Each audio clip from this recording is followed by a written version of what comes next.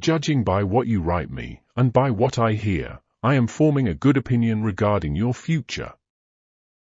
You do not run hither and thither and distract yourself by changing your abode, for such restlessness is the sign of a disordered spirit. The primary indication, to my thinking, of a well-ordered mind is a man's ability to remain in one place and linger in his own company. Be careful, however, lest this reading of many authors and books of every sort may tend to make you discursive and unsteady.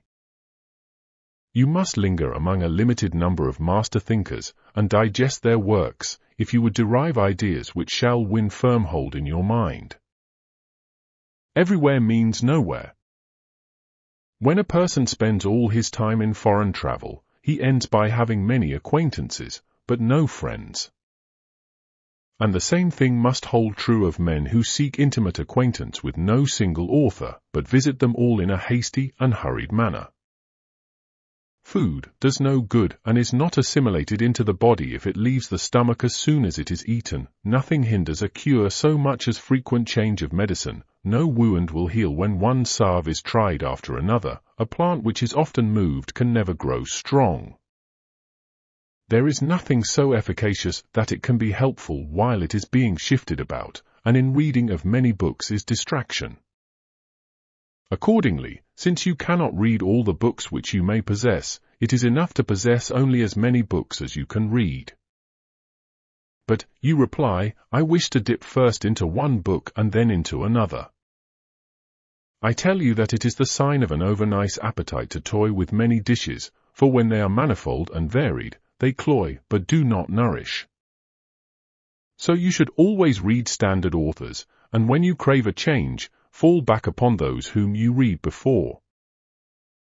Each day acquire something that will fortify you against poverty, against death, indeed against other misfortunes as well, and after you have run over many thoughts, select one to be thoroughly digested that day.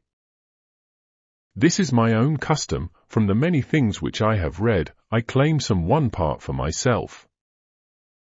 The thought for today is one which I discovered in Epicurus, for I am wont to cross over even into the enemy's camp, not as a deserter but as a scout. He says, contented poverty is an honorable estate. Indeed, if it be contented, it is not poverty at all. It is not the man who has too little, but the man who craves more, that is poor. What does it matter how much a man has laid up in his safe, or in his warehouse, how large are his flocks and how fat his dividends, if he covets his neighbour's property, and reckons, not his past gains, but his hopes of gains to come? Do you ask what is the proper limit to wealth?